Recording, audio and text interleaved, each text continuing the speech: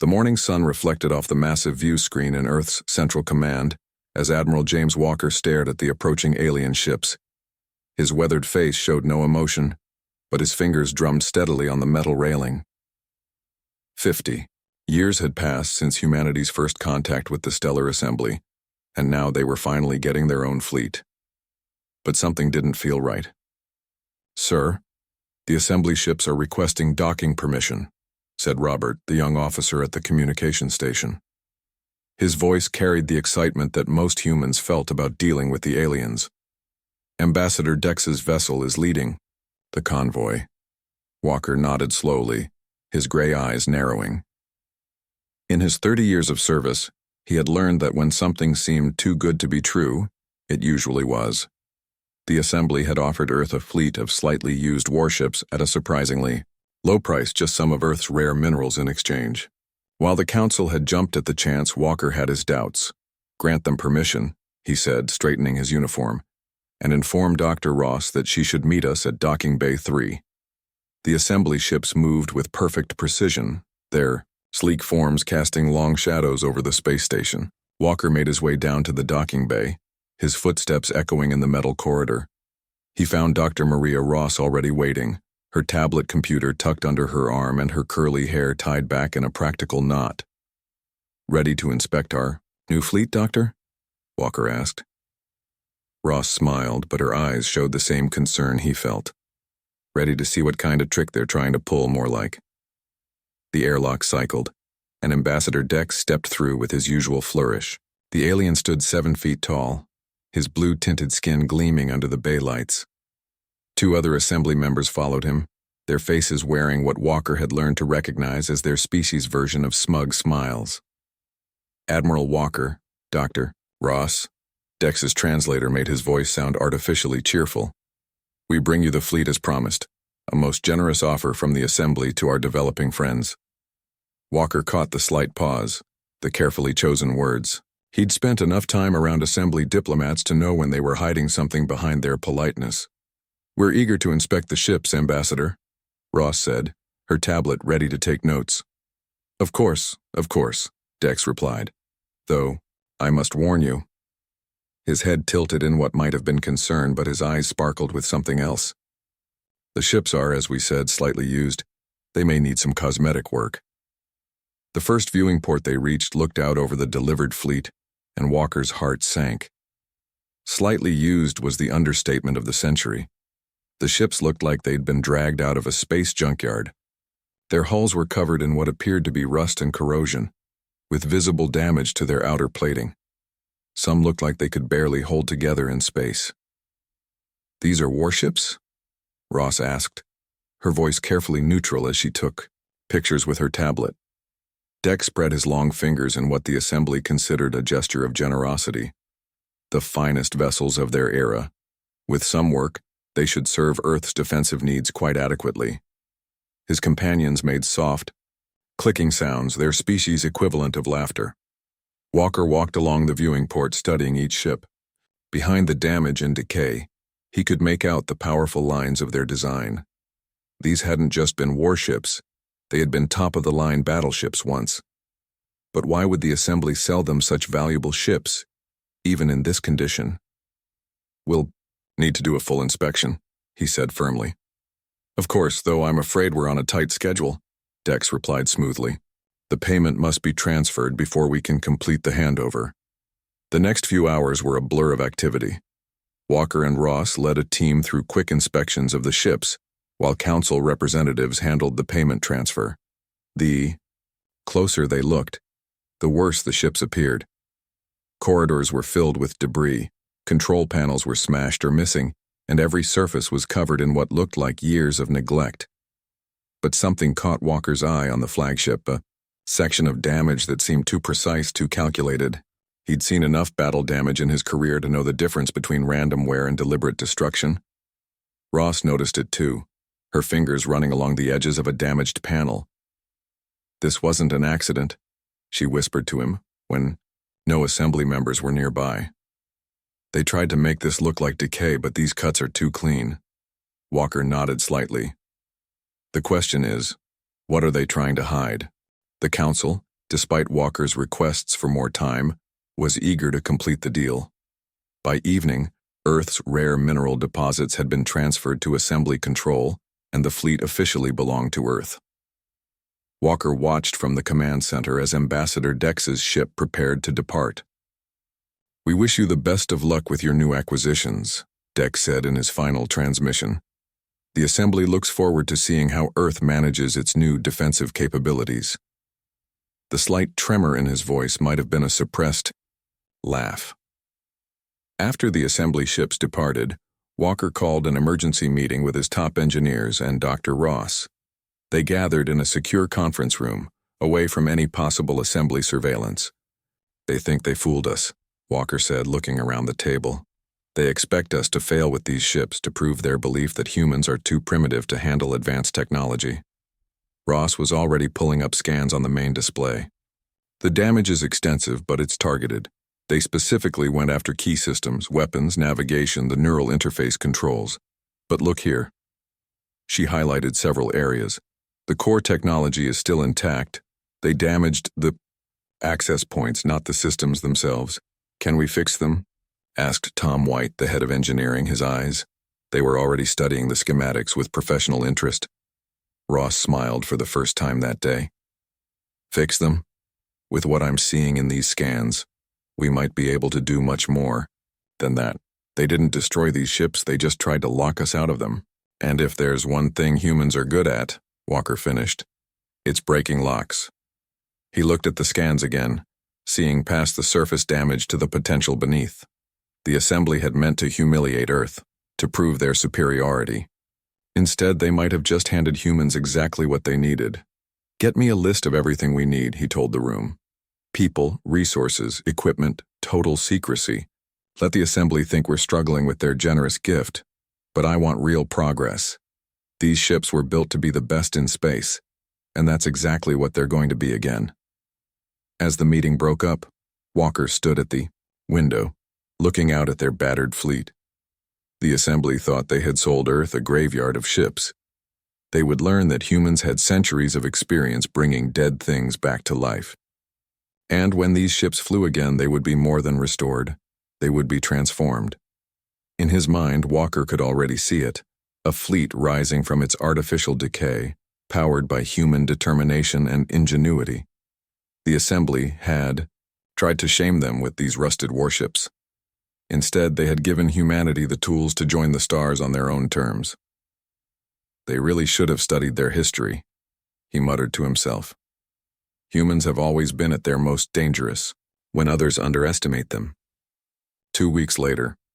2 weeks had passed since the assembly handed over the fleet, and Dr. Maria Ross hadn't left the flagship for more than a few hours at a time. She sat in what used to be the ship's bridge, surrounded by open panels and scattered tools. Her tablet displayed complex diagrams while she carefully traced connections in the ship's neural interface system. "Found something interesting?" Tom White asked, ducking under a hanging cable as he entered the bridge. He carried 2 cups of coffee, and Ross gratefully accepted one. "Interesting doesn't begin to cover it," she said, taking a sip. "These ships aren't just machines, Tom. They're alive, or at least they were designed to be." She pointed to a cluster of crystals embedded in the neural interface.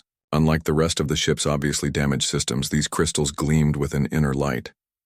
The assembly tried to disconnect these, but they couldn't fully shut them down. "It's like the crystals refuse to die." Tom leaned in closer, his eyes widening. "Are those thought matrices? I've only seen diagrams of assembly neural tech before." "Better." Ross touched one of the crystals gently. "These are quantum consciousness cores. The assembly uses them to link their pilots directly to their ships. But look at this." She pulled up a scan on her tablet. The damage they did, it wasn't to destroy the system. They were trying to lock it to assembly brainwave patterns only. Tom whistled low. "They didn't want us to know we could use them." "Exactly.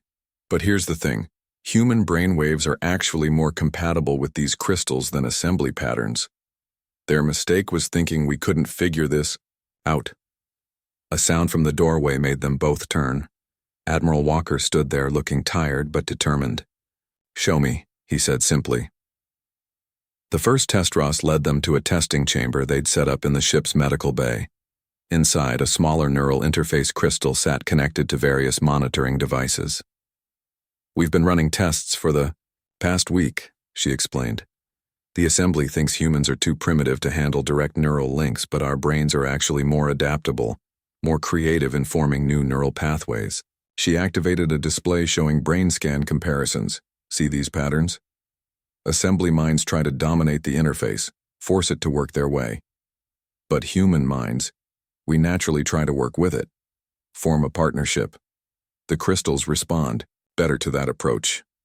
Walker studied the data carefully. "Can you make it work?" "We already have on a small scale." Ross smiled. "But I need a volunteer for a full interface test, someone with both space combat experience and a strong mind." Walker met her eyes. "When can we start?" Awakening the ship an hour later, Walker sat in the modified captain's chair, neural sensors attached to his temples. Ross and Tom worked at nearby consoles, monitoring everything carefully. "Remember," Ross said, "don't try to force it. Think of it like meeting someone new. Be open, be respectful." Walker nodded, closing his eyes as Ross activated the interface. For a moment, nothing seemed to happen. Then Walker gasped softly as his mind made contact with the ship's consciousness. It was like nothing he had ever experienced. The ship's systems unfurled in his mind like a vast, complex flower. He could feel every part of the vessel, from its outer hull to its deepest core.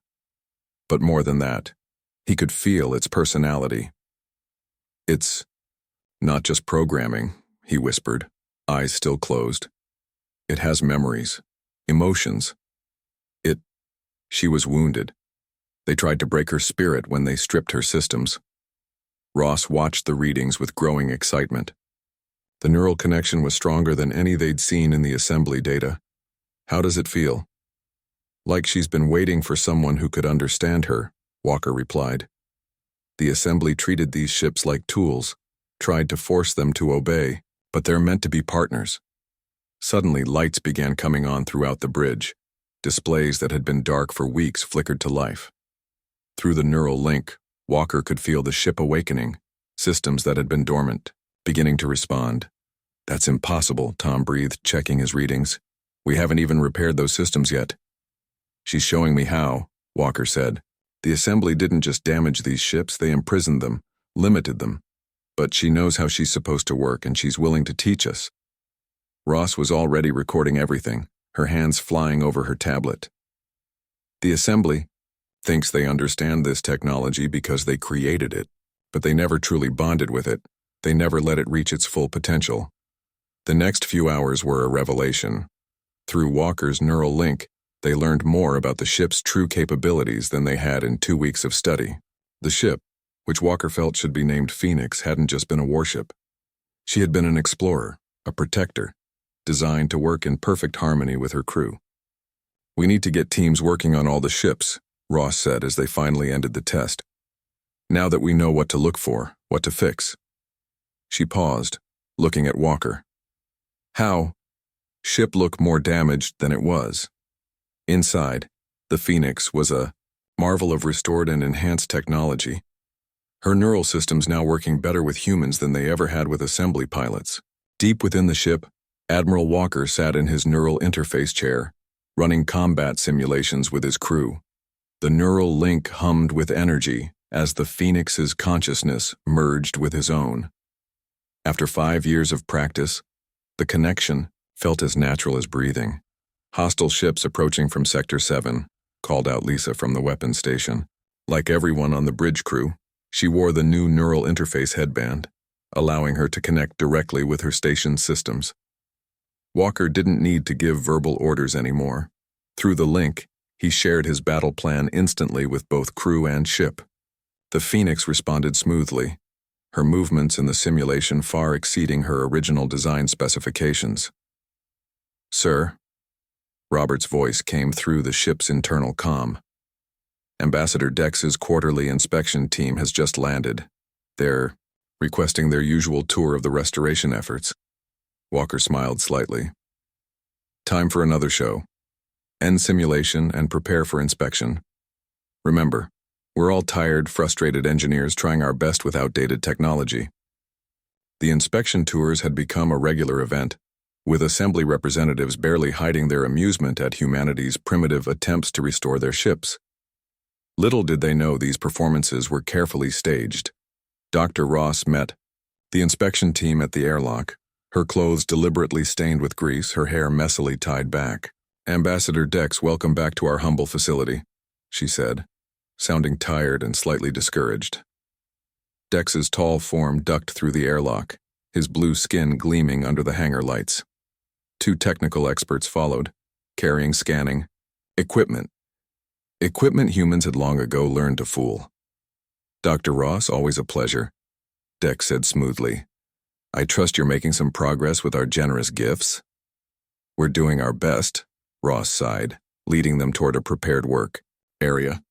"We've managed to get basic life support running on 3 ships, and we're hoping to have primitive maneuvering capabilities in the Phoenix within another year." The assembly technicians made notes, their scanners sweeping carefully over the shipyard. Everything they saw confirmed their expectations, a primitive species struggling with technology far beyond their understanding. "Most impressive," Dex said in a tone that suggested exactly the opposite. "You've accomplished more than many thought possible given your technological limitations." Ross forced herself to look flattered but weary. It hasn't been easy. They continued the tour, passing through workshops where engineers purposely struggled with simple repairs, cursing at machinery that had actually been fully restored months ago. In one bay, they had even staged a failed engine test, complete with scorch marks and scattered tools. "As you can see," Ross explained, gesturing to the staged scene, "we're still having trouble understanding the basic principles of your engine designs. We've had several setbacks." One of the assembly technicians feigned sympathy. "Perhaps," he suggested, "we could offer some basic technical assistance, for a suitable price, of course." Ross smiled gratefully, hiding her amusement. "That's very generous. But we should probably master the basics first. We wouldn't want to waste your valuable time." After the inspection team departed, Walker met Ross in her real office, hidden deep within the shipyard's secure section. "How did our guests enjoy the show?" he asked. Ross laughed. "They bought it completely. Their scanners didn't detect anything we didn't want them to see. Dex actually suggested they might sell us some basic engine repair manuals, at only 10 times the normal price." Walker shook his head, smiling. "They still think we're struggling with simple repairs." He glanced at the holoscreen displaying the fleet's latest simulation results. "Meanwhile, the Phoenix just scored a perfect record." Ross leaned back in her chair, stretching. "They have no idea what's coming, do they?" Walker's expression sharpened. "Not a clue." Across the shipyard, hidden from prying eyes, the fleet continued its silent transformation. The assembly had given humanity a punishment, a test, an insult. Instead, they had forged its greatest weapon. The ship looked more damaged than it was. Inside, the Phoenix was a marvel of restored and enhanced technology. Her neural systems now worked better with humans than they ever had, with assembly pilots. Deep within the ship, Admiral Walker sat in his neural interface chair, running combat simulations with his crew. The neural link hummed with energy as the Phoenix's consciousness merged with his own. After 5 years of practice, the connection felt as natural as breathing. "Hostile ships approaching from Sector 7, called out Lisa from the weapons station, like everyone on the bridge crew. She wore the new neural interface headband that let her connect directly with her station's systems. Walker didn't need to give verbal orders anymore. Through the neural link, he shared his battle plan instantly with both crew and ship. The Phoenix responded smoothly, her movements in the simulation far exceeding her original design specifications. "Sir," Robert's voice came through the ship's internal comm. "Ambassador Dex's quarterly inspection team has just landed. They're requesting their usual tour of the restoration efforts." Walker smiled slightly. "Time for another show. End simulation and prepare for inspection. Remember, we're all tired, frustrated engineers trying our best with outdated technology." The deal. Inspection tours had become a regular event, with assembly representatives barely hiding their amusement at humanity's primitive attempts to restore their ships. Little did they know that these tours were carefully staged performances. Dr. Ross met the inspection team at the airlock, her clothes deliberately stained with grease and her hair messy. "Ambassador Dex, welcome back to our humble facility," she said, trying to sound tired and slightly discouraged. Dex's tall form ducked through the airlock, his blue skin gleaming under the hangar lights. Two technical experts followed him, carrying scanning equipment that humans had long ago learned to fool. "Dr. Ross, always a pleasure," Dex said smoothly. "I trust you're making some progress with our generous gifts?" "We're doing our best," Ross sighed, leading them toward a work area they had specially prepared. "We've managed to get basic life support working on 3 ships, and we're hoping to have primitive maneuvering capabilities in the Phoenix within another year." The assembly technicians made notes, their scanners passing over carefully doctored systems.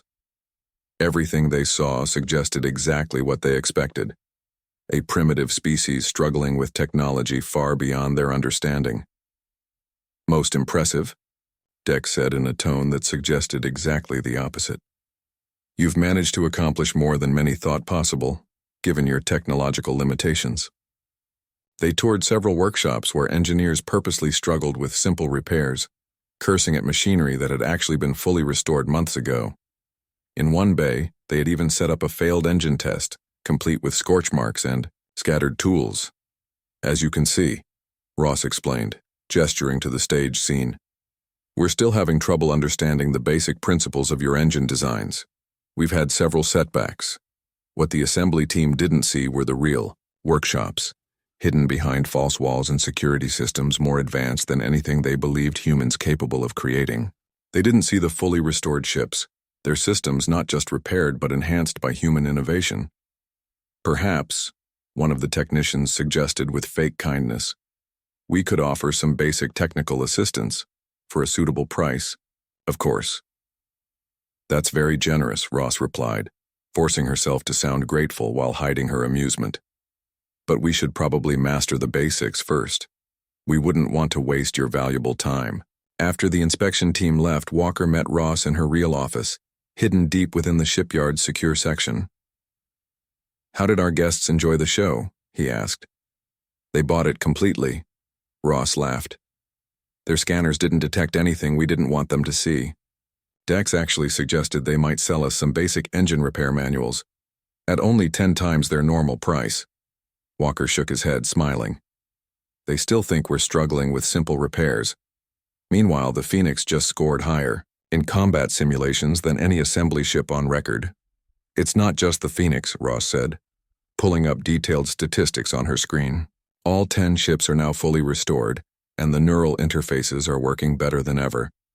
The ships have actually started communicating with each other, forming a kind of group consciousness when they work together. The assembly never even knew that was possible," Walker noted. "They built these ships to be servants, never realizing they could be partners instead." Ross nodded. "The ships are learning and growing with us. Every simulation, every test makes the neural connections stronger. We're not just restoring them, we're helping them evolve." Outside the office window, work crews continued their act of struggling with repairs, maintaining the illusion for any watching eyes. But beneath the fake rust and staged problems, Earth's fleet was becoming something unprecedented in the history of space warfare. "How much longer do we maintain the deception?" Ross asked, watching the crews work. Walker considered for a moment. "Until we're ready to show them exactly what we've accomplished. The assembly thinks they're watching us learn to crawl. Let them keep thinking that right until the moment we fly circles around their best ships." In the hangar below, Sam finished another repair on the Phoenix's hull, making sure it looked just shabby enough to maintain the deception. Through the neural link, the ship whispered to him, eager for the day when the truth would finally be revealed. The interface headband he wore even while welding let him feel the ship's amusement at the charade. The assembly had wanted to teach humanity a lesson in humility.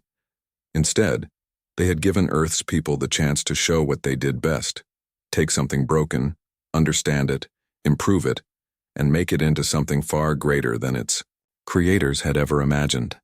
And soon, very soon, they would learn just how completely their plan had backfired. The emergency alarm jolted Admiral Walker awake at 3 a.m. in the morning. He was already moving before Robert's voice came through the comm system. "Sir, we have multiple ships attacking our mining outpost near Mars. They're calling themselves pirates, but—" Robert paused. "Sir, their ships match assembly military designs." Walker smiled grimly as he headed for the launch bay. They had been waiting for something like this. The assembly had grown too confident, too certain of humanity's weakness. "Alert all ships. Prepare for emergency launch." Through his neural link, he could feel the Phoenix's eagerness. After 5 years of hiding their true strength, they would finally show what they could do. "Sir," Dr. Ross met him at the ship's entry port. "The assembly is watching. If we launch the fleet now, they'll see everything." Walker finished fastening his flight gear. "Good. It's time they learned exactly what their rusted ships can do." The Phoenix's bridge came alive as the crew took their stations. Through their neural interfaces, Walker could feel their excitement mixing with the ship's own anticipation. On the main screen, 10 red dots showed the attacking vessels closing in on the mining outpost. "All ships, prepare for launch," Walker commanded. Around the Phoenix, the other 9 ships of Earth's restored fleet powered up their engines. To any watching assembly sensors, it must have looked like a suicide mission. 10 barely repaired vessels going up against modern warships. The fleet lifted off as one, their movements perfectly synchronized. Through their linked neural networks, Walker felt the Phoenix's joy at finally being able to fly at full power.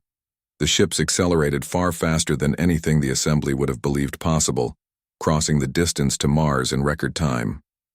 Enemy ships in visual range. Lisa reported from weapons. "They're sending a warning message." The main screen displayed their attackers, sleek modern assembly warships painted with fake pirate markings. Their commander's voice came through dripping with false menace. "Attention, Earth vessels. This area is now under our control. Your outdated ships are no match for us. Surrender your mining outpost or be destroyed." Walker opened a channel to all ships, both friendly and enemy. "This is Admiral Walker of the Earth Defense Fleet. We reject your demands." Through the neural link, he added silently to his crew, "Show them what these outdated ships can really." To the Phoenix moved first, her engines flaring with power no assembly ship could match. The enemy commander barely had time to look surprised before Walker's ship executed a maneuver that should have been impossible, flipping end over end while maintaining forward momentum, bringing all weapons to bear in a perfect attack position. "The stars!" One of the enemy crew gasped over the open channel. "How did they—" The rest of Earth's fleet moved in perfect formation, their neural link crews working in harmony with their ships. Years of secret training and enhancement paid off as they demonstrated capabilities the assembly had never dreamed possible. Lisa's hands flew over her weapons console, but most of her commands flowed directly through her neural link. "Multiple targeting solutions ready, sir." "Disable only," Walker ordered. "Let's show them exactly how precise these outdated weapons can be." The Phoenix's main guns fired. Their energy beams struck the lead enemy ship with surgical accuracy. Instead of destroying the vessel, they took out its engines and weapons with impossible precision, leaving the rest of the ship untouched. Around them, the rest of Earth's fleet engaged the other attackers. The ships moved like dancers, their coordination perfect through their shared neural network. Assembly vessels that tried to escape found themselves outmaneuvered by ships they had dismissed as junk. "Sir," Robert called out, "we're being hailed by Assembly Command. Ambassador Dex is demanding to know what's happening." Walker allowed himself a small smile. Put him through on screen. "It's time we had an honest conversation." Dex's blue face appeared on the main display, his usual smug expression replaced by shock. "Admiral Walker, what? How are you doing this? Those ships were decommissioned, damaged beyond repair." "Were they?" Walker asked calmly, as another enemy ship was precisely disabled behind him. "Or did you just assume we couldn't repair them? Couldn't understand them? Couldn't make them better than they were before?" Through the neural link, Walker could feel the Phoenix's satisfaction. On the screen, Dex's face shifted from shock to anger. This is impossible. Those neural systems were locked to assembly patterns. Only the assembly never understood these ships, Walker interrupted. You treated them like machines, tried to force them to obey. We treated them like partners, and they showed us their true potential. As if to emphasize his point, the Phoenix executed another impossible maneuver, effortlessly dodging a desperate attack from one of the few remaining enemy ships. The assembly vessel's weapons, supposedly far superior, couldn't even touch them. The neural interfaces, Deck said slowly, realization dawning.